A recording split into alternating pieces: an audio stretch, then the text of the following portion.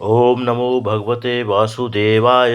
श्रीमद्भागवत कथा प्रथम स्कंद सातवां अध्याय।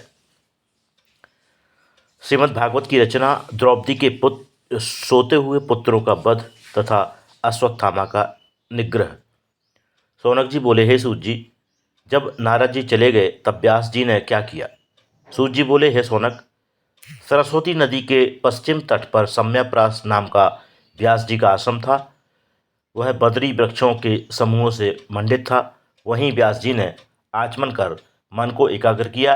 तब उन्हें माया और पुरुष का दर्शन हुआ। वह माया ही समस्त अनर्थों की मूल है। अनर्थों की निवृत्ति भक्ति से होती है और भक्ति भगवत चरित्रों के श्रवण से होती है। ऐसा विचार कर उन्होंने भगवत चरित्रों से परिपूर्ण भागवत संहिता की रचना की। यस्यां वै श्रूयमाणायां कृष्णे परम पुरुषे भक्तिरुत्पद्यते पुंसः शोक मोह भयापहा। जिसके श्रवण मात्र से भगवान में मनुष्यों की भक्ति होती है और शोक मोह भय आदि सब निवृत्त हो जाते हैं। व्यास जी के पुत्र सुखदेव जी निवृत्ति मार्ग से निरत थे। ग्रंथों के अध्ययन और अध्यापन से उनका कोई संबंध न था। फिर भी भगवान के गुणों से आकृष्ट होकर उन्होंने अपने पिताजी से इस विशाल ग्रंथ का अध्ययन किया और परीक्षित को भी इसे सुनाया। सूत जी कहते हैं, हे सौनक, जब हम राजा परीक्षित के जन्म कर्म और उनकी मुक्ति तथा पांडवों के महाप्रस्थान का वर्णन करेंगे, जिससे आपके प्रश्नों का उत्तर हो जाएगा। आप सावधान होकर सुने।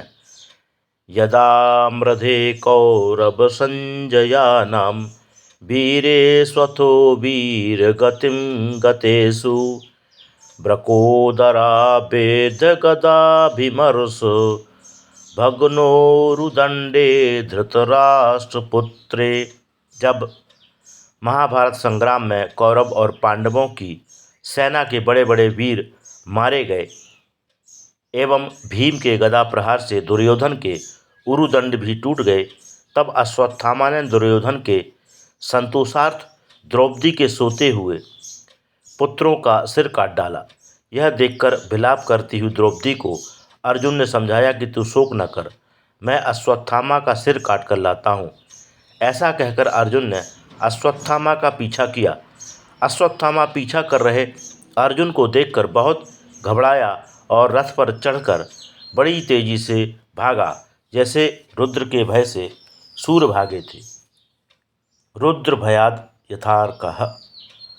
जब अश्वत्थामा के घोड़े थक गए तब उसने अपने बचाव के लिए उपसंहार न जानते हुए भी अर्जुन पर ब्रह्मास्त्र छोड़ दिया। अर्जुन ने यह देखकर अपना भी ब्रह्मास्त्र छोड़ दिया। उन दोनों शस्त्रों के टकराने से महाप्रलय का दृश्य उपस्थित हो गया। चारों ओर हाहाकार मच गया तथा भगवान के आदेश से अर्जुन ने दोनों अस्त्रों को खींचकर शांत कर दिया और अश्वत्थामा को रस्सी से बांधकर अपने डेरे पर ले आए। मार्ग में भगवान ने अश्वत्थामा के अक्षम्य अपराध को देखते हुए उसका वध कर डालने को कहा, किंतु अर्जुन ने उसे गुरुपुत्र जानकर ऐसा नहीं किया। द्रौपदी ने जब पशुतुल्य रस्सी से बंधे अश्वत्थामा को देखा तब उसे दया आ गई। वह उसे प्रणाम कर बोली, मुच्यता में स्व ब्राह्मणों नितराम गुरु। इसे छोड़ दो, यह गुरुपुत्र है। यह सर्वदा हमारे लिए वही पूज्य गुरु है जिसकी कृपा से तुमने सारी धनुर्विद्या सीखी, संपूर्ण अस्त्र शस्त्रों का ज्ञान प्राप्त किया। पुत्र रूप में यह साक्षात द्रोणाचार्य ही विद्यमान है। इसे मत मारो, छोड़ दो। मैं तो पुत्र शोक से रोती ही हूँ। अब इसकी माता को मेरी तरह पुत्र शोक से ना रुलाओ। सूत जी बोले, हे सौनक, द्रौपदी के इन वचनों का युधिष्ठिर आदि सभी ने अनुमोदन किया, किंतु भीम को यह बात सहन न हुई। उन्होंने क्रुद्ध होकर कहा, इस दुष्ट का तो वध करना ही श्रेयस्कर है। यह कहकर वह स्वयं अश्वत्थामा को मारने चले। उधर द्रौपदी उसे बचाने चली। तब चार भुजा धारण कर भगवान ने दो भुजाओं से भीम को और 2 भुजाओं से द्रौपदी को रोका और अर्जुन से कहा, हे अर्जुन, ब्रह्मबंधुर्न हन्तव्य आततायी बधारणः सर्मयीवो भयमामनातं परिपाह्यानुशासनम्। अधम ब्राह्मण भी वध योग्य नहीं है, किंतु आततायी शस्त्रधारी वध योग्य है।